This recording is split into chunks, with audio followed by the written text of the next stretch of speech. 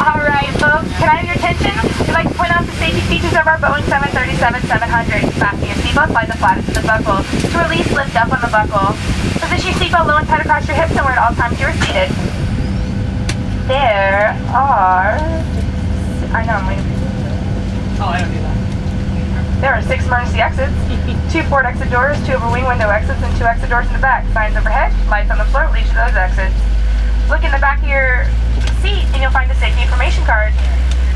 Take a look at it, read it, or connect to the Wi-Fi. Underneath your seat, you'll find a water.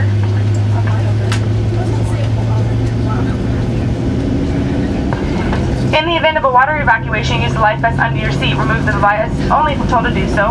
Pull the red strap to open the container and remove the pouch. Place the vest over your head. Wrap the strap around your waist, buckle it in front, and pull to tighten.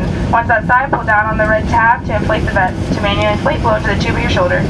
We are coming by to check that your seatbelts are fastened, your seat back and tray tables are in the full upright and locked position, and your carry-on items are completely underneath the seat in front of you or in the overhead bin. This leaves the area around your feet completely clear. Smoking, including the use of electronic cigarettes, is not allowed on board, including the lavatories. Federal law prohibits tampering with, disabling, or destroying any smoke detector in an aircraft lavatory. Federal aviation regulations require passenger compliance with the lighted passenger information signs, posted placards, and crew member instructions, including information on